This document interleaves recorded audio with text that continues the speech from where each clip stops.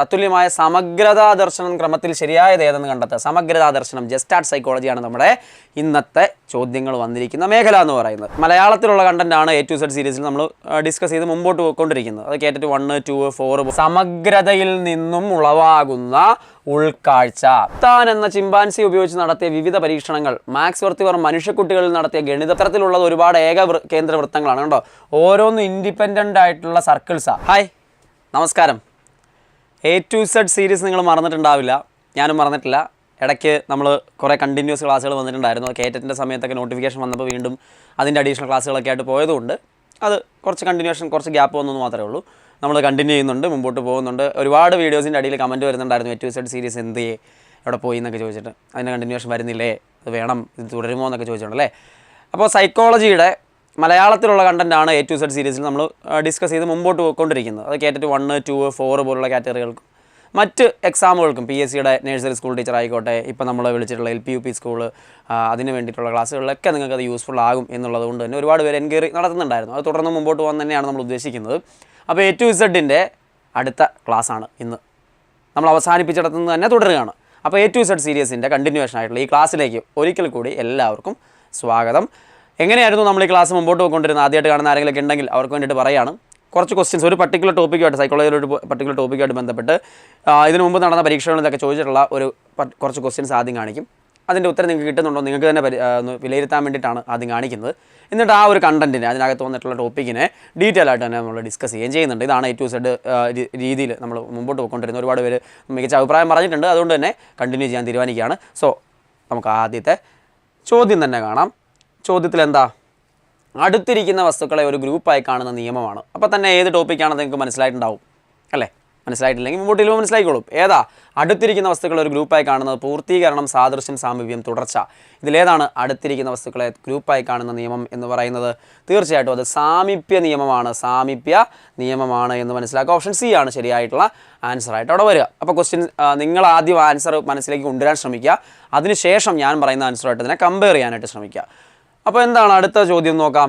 ചുവടെ കൊടുത്തിരിക്കുന്ന ചിത്രങ്ങൾ നിരീക്ഷിച്ച് തത്തുല്യമായ സമഗ്രതാ ദർശനം ക്രമത്തിൽ ശരിയായത് ഏതെന്ന് കണ്ടെത്തുക. സമഗ്രതാ ദർശനം ജസ്റ്റാർട്ട് സൈക്കോളജിയാണ് നമ്മുടെ ഇന്നത്തെ ചോദ്യങ്ങൾ വന്നിരിക്കുന്ന മേഖല എന്ന് പറയുന്നത്.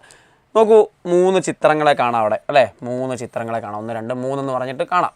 ഇതിന് കറസ്പോണ്ടിങ് ആയിട്ട് ഏത് നിയമമാണ് വരുന്നത്? പരിപൂർത്തി നിയമം, സാദൃശ്യ നിയമം, സാമീപ്യ നിയമം. പരിപൂർത്തി നിയമം, സാമീപ്യ നിയമം, സാദൃശ്യ നിയമം. തുടർച്ചാ നിയമം, സാദൃശ്യ നിയമം, സാമീപ്യ നിയമം. തുടർച്ചാ നിയമം, സാമീപ്യ നിയമം, സാദൃശ്യ നിയമം. ഇതിൽ ഈ ഓർഡർ കറക്റ്റായിട്ട് ഏതാണെന്ന് കണ്ടെത്തുക എന്നുള്ള. അപ്പോൾ ഈ ഒരു തിയറിയുമായിട്ട് ബന്ധപ്പെട്ടുകൊണ്ട്, അല്ലെങ്കിൽ ഈ ഒരു സൈക്കോളജിയുടെ പഠനമേഖലയുമായി ബന്ധപ്പെട്ടുകൊണ്ട് ചില പ്രധാനപ്പെട്ട നിയമങ്ങൾ പഠിക്കാനുണ്ട്. 4 എണ്ണമാണ് ജനറലി എല്ലാ ടെക്സ്റ്റിലും ഉള്ളത്. പക്ഷേ DLD ടെക്സ്റ്റിൽ 5 എണ്ണം കൊടുത്തിട്ടുണ്ട്. അപ്പോൾ അത് 5ഉം നമുക്ക് വിശദമായിട്ട് തന്നെ പഠിക്കേണ്ടതായിട്ടുണ്ട്. അപ്പോൾ എന്താ ഇവിടുത്തെ ആൻസർ? പരിപൂർത്തി നിയമമാണ് ഒന്നാമത്തത്. ഇതൊരു ട്രയാങ്കിളായിട്ട് നിങ്ങൾ ഇൻ്റർപ്രറ്റ് ചെയ്യുന്നുണ്ട് അല്ലേ? അത് പരിപൂർത്തി നിയമത്തിൻ്റെ ഭാഗമായിട്ടാണ്. അടുത്തത് സാദൃശ്യ നിയമം. അടുത്തടുത്ത് ഒരേപോലെയുള്ളവയെ ഒന്നിച്ച് കാണാനുള്ള ടെൻഡൻസി അല്ലേ? അതിനെയാണ് സാദൃശ്യ നിയമം എന്ന് പറയുന്നത്. സാമീപ്യ നിയമം, അടുത്തിരിക്കുന്നവരെ കൂട്ടമായി കാണുന്നത്. തൊട്ട് മുമ്പ് ക്വസ്റ്റ്യനിൽ കണ്ടാണ് സാമീപ്യ നിയമം. അപ്പോൾ ഓപ്ഷൻ A ആണ് ഇവിടുത്തെ ശരിയായിട്ടുള്ള ആൻസറായിട്ട് വരുന്നത്. ഇനി ഡീറ്റെയിൽ ആയിട്ട് നമുക്ക് ഈ കാര്യങ്ങളെക്കുറിച്ചൊന്ന് നോക്കേണ്ടതായിട്ടുണ്ട്. പരിസരത്തിൻ്റെ സമഗ്രതയിൽ നിന്നുളവാകുന്ന ഉൾക്കാഴ്ചയാണ് പഠനത്തിന് നിദാനമെന്ന് കരുതുന്ന സമീപനമാണ് ഗെസ്റ്റാൾട്ട് സിദ്ധാന്തം. സമഗ്രതയിൽ നിന്നും ഉളവാകുന്ന ഉൾക്കാഴ്ച ആസ് എ ഹോൾ, അതായത് നമ്മുടെ എന്താ പറയുക, നമ്മൾ ഓരോ പാർട്ടായിട്ട് തിരിക്കുന്ന തിയറികളൊക്കെ ഉണ്ടായിരുന്നു. ഒരു മൊത്തത്തിലൊരു സാധനത്തെ പല എലമെൻ്റായിട്ട് പഠിക്കുന്ന തിയറികളൊക്കെ ആദ്യകാലങ്ങളിൽ ഉണ്ടായിരുന്നു. പല സ്ട്രക്ചറലിസം പോലുള്ള കാര്യങ്ങൾ, അതേപോലെ ഫങ്ഷണലിസം എന്ന് പറയുന്ന തിയറിയൊക്കെ പിന്നീട് നമ്മൾ പഠിക്കുന്നുണ്ട്. അതിൽ നിന്നൊക്കെ വ്യത്യസ്തമായിട്ട് ഈ എലമെൻറ്റുകളെല്ലാം കൂടി ചേരുമ്പോഴുള്ള സമഗ്രത ആസ് എ ഹോൾ എന്ന് പറയുന്ന ആശയത്തെയാണ് ഗെസ്റ്റാൾട്ട് സൈക്കോളജി. ഗെസ്റ്റാൾട്ട് എന്ന വാക്കിൻ്റെ അർത്ഥം തന്നെ ആസ് എ ഹോൾ എന്നുള്ള അർത്ഥത്തിലാണ്. അപ്പോൾ ആ ആശയമാണ് ഗെസ്റ്റാൾട്ട് സൈക്കോളജിയിൽ വന്നിരിക്കുന്നത്.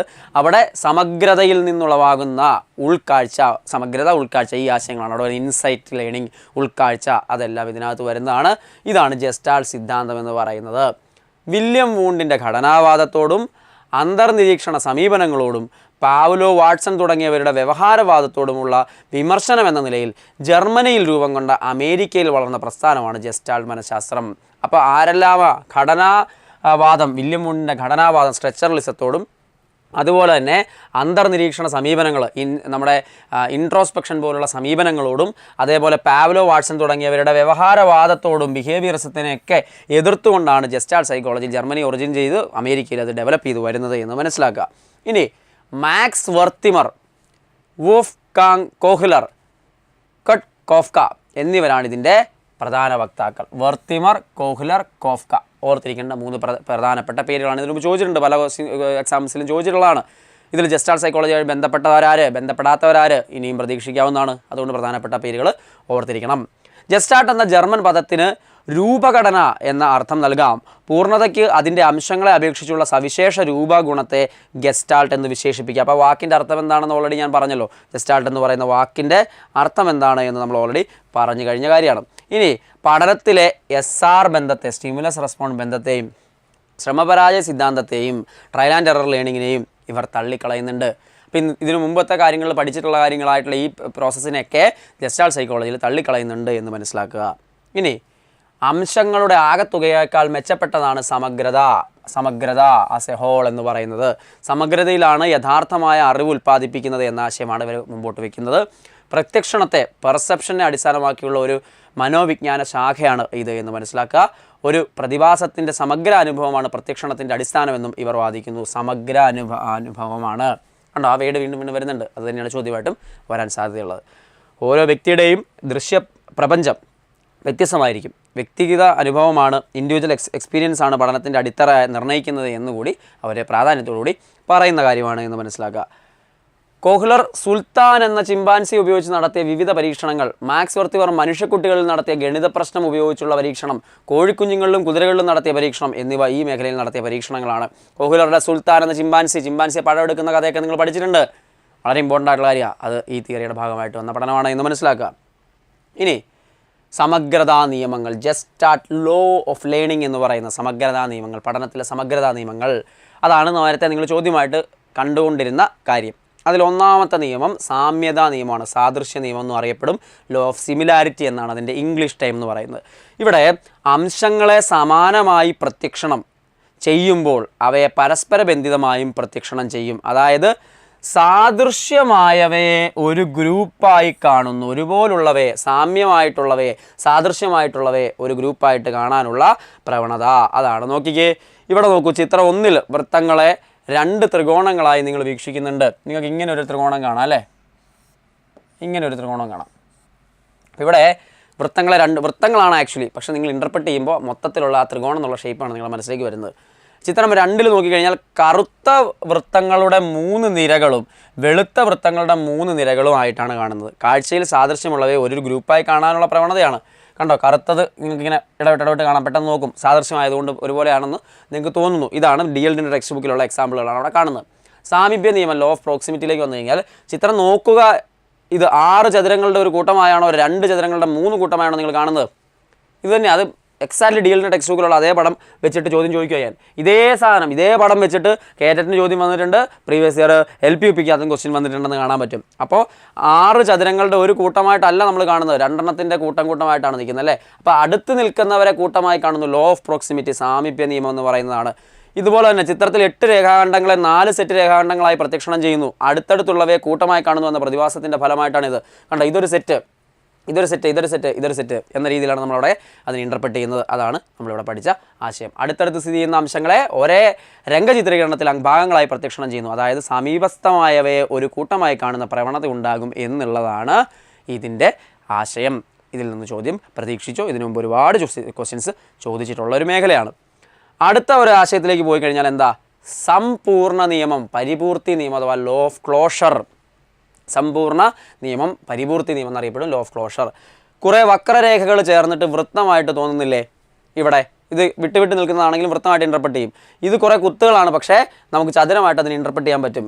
ഒരു രൂപത്തിലോ ചിത്രത്തിലോ ഉള്ള വിടവുകൾ പൂർത്തിയാക്കാനുള്ള പ്രവണത നമുക്കുണ്ട് എന്നാണ് ഇതിൻ്റെ അർത്ഥം. വിടവുകളെ പൂർത്തിയാക്കിക്കൊണ്ട് സമ്പൂർണ്ണമായി കാണുന്ന, പരിപൂർത്തമായിട്ട് കാണുന്നതിനെ ആണ് സമ്പൂർണ്ണ നിയമം അല്ലെങ്കിൽ പരിപൂർത്തി നിയമം, ലോ ഓഫ് ക്ലോഷർ എന്ന് നമ്മൾ വിളിക്കുന്നത്.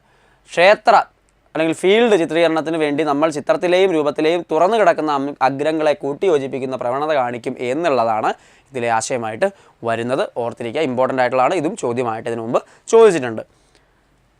ഇനി തുടർച്ചാ നിയമം, ലോ ഓഫ് കണ്ടിന്യൂറ്റി ആണ് അടുത്തത്. അതായത് നിങ്ങൾ നോക്കി, ആദ്യത്തെ ചിത്രത്തിലെ ഒരു രേഖാഖണ്ഡത്തെ ഒരു വക്രരേഖ ഖണ്ഡിക്കുന്നതായി കാണാനാണോ, ഇങ്ങനെ ഇതിനെ ഖണ്ഡിച്ചു പോകുന്നതായിട്ട് കാണാനാണോ, അതോ ബിയിൽ രണ്ട് ചിത്രങ്ങളുടെ സംഗമമായിട്ടാണോ? ഇത് രണ്ടും കൂടി കൂട്ടിയാൽ ഈ ചിത്രം തന്നെ കിട്ടുന്നത് അല്ലേ, എ എന്ന് പറയുന്നത്. ഇതിങ്ങനെയാണോ നിങ്ങൾ ആദ്യം കാണുമ്പോൾ ഇൻ്റർപ്രറ്റ് ചെയ്യുന്നത്? ഒരിക്കലും അല്ല. ഇത് ആദ്യം കാണുമ്പോൾ ഇൻ്റർപ്രറ്റ് ചെയ്യുന്നത് വേറൊരു രീതിയിലാണ് അല്ലേ. ഈ ബിയിൽ കാണുന്നതിനെ ചേർത്താൽ എ കിട്ടുന്നുള്ള രീതിയിലല്ല നിങ്ങൾ കാണുന്നത്. അപ്പോൾ ഇത് ഇതേ ഒരു അംശം തന്നെയാണ്. അതുപോലെ തന്നെ ചിത്രത്തിലുള്ളത് ഒരുപാട് കേന്ദ്ര വൃത്തങ്ങളാണ് കണ്ടോ, ഓരോന്നും ഇൻഡിപെൻഡൻ്റ് ആയിട്ടുള്ള സർക്കിൾസാണ്. പക്ഷേ ഒരു കോമ്പിനേഷൻ ആയിട്ട് നിങ്ങൾക്ക് തോന്നുവാണ്, അതൊരു ചാക്രികം സ്പൈറൽ ഷേപ്പിലാണ് നിങ്ങൾ ഇൻ്റർപ്രറ്റ് ചെയ്യുന്നത് അല്ലേ.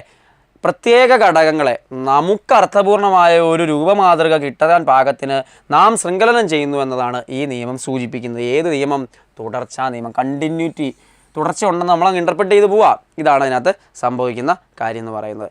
സോ ഇനി രൂപപശ്ചാത്തല ബന്ധം എന്ന് പറയുന്ന ഒരു കാര്യം കൂടി നമ്മുടെ DLD ടെക്സ്റ്റ് ബുക്കിൽ കൊടുത്തിട്ടുണ്ട്. അതുകൂടി മനസ്സിലാക്കണം.